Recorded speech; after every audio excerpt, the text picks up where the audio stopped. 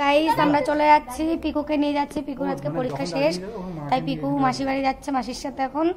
তো চলো, আমাদের অটোওয়ালা চলে এসছে, আমাদের 6:30টার ট্রেন, এখন বাজে 2:30। আমরা একটু তাড়াতাড়ি বেরোচ্ছি, বাচ্চা কাচ্চা নিয়ে যাচ্ছি। তো দুটো ব্যাগ আছে, কিন্তু কালো ব্যাগ আছে একটা। হাওয়াই চলে দিয়েছিস না? একটাই, এটাই হবে, আর দিতে হবে না। বেশ, তো এখন আমরা চলে এসেছি বাস স্টপে। তো এখান থেকে আমরা যাব সাঁতরাগাছি। তো অনেকটাই টাইম লাগে, প্রায় 1.5 ঘন্টার মতো লাগে। আর ছোট ছোট বাচ্চা কাচ্চা ব্যাগ ট্যাগ নিয়ে এসেছি, তো অনেক সময় টোটো পাওয়া যায় না, তার জন্য একটু তাড়াতাড়ি বেরিয়ে গেছি।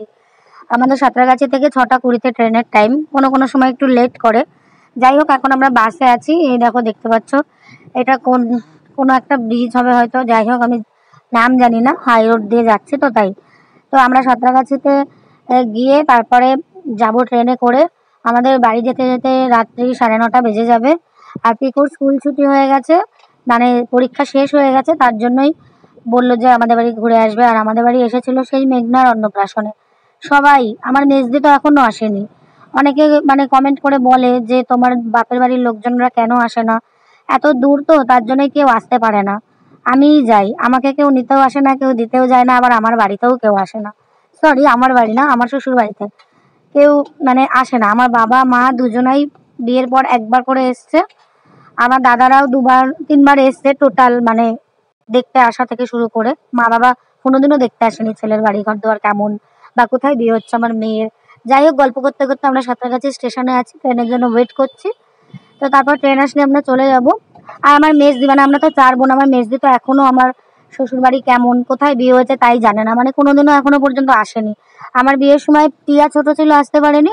আর মেঘনার অন্নপ্রাশনে আসার কথা ছিল, তখন আবার ছোটটা 3 মাসের পেটে ছিল, তাই আসতে পারেনি।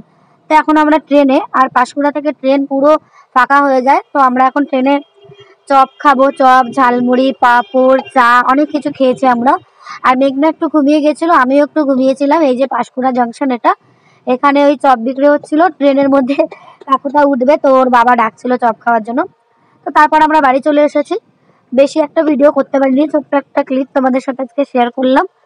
এই যে দেখতে পাচ্ছ, রামনবমী গেল, বাসন্তী পুজো গেল, তারই মানে ঠাকুর ঘোরানো হচ্ছে, রাস্তা দিয়ে যাচ্ছিল, সেটা একটু তোমাদের সঙ্গে শেয়ার করলাম।